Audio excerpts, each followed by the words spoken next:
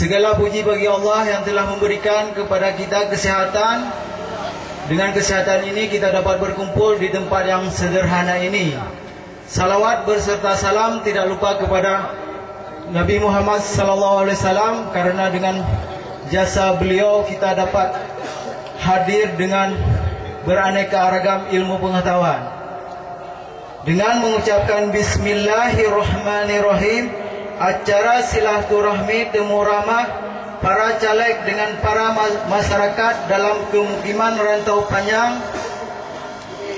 segera dimulai. 1. Pembacaan wahyu ilahi yang dibacakan oleh Ibnu Hajar. Kepada Ibnu Hajar dipersilakan dengan segala hormat.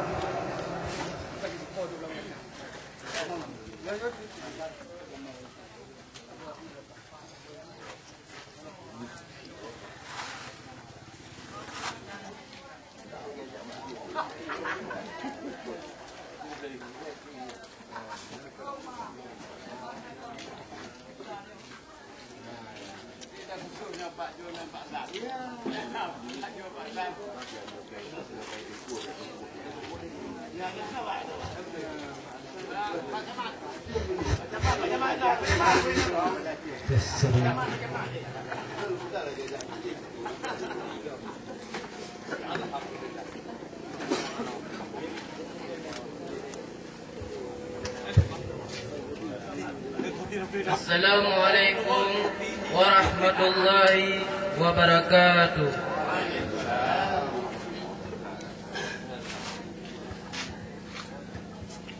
A'udzu billahi minasy syaithanir rajim.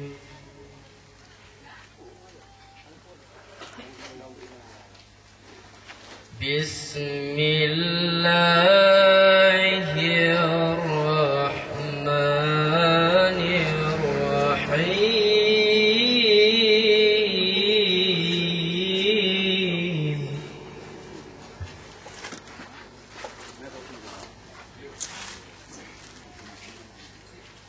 Sayaqulu as-sufaha'u minan nasi ma wallahum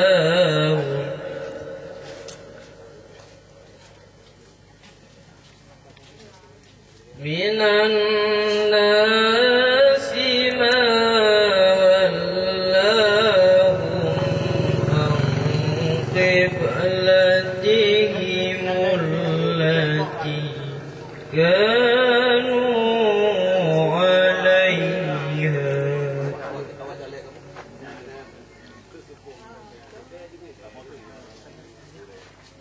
قل لله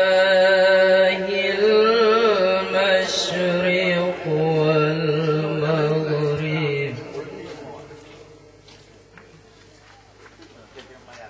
يهدي من يشاء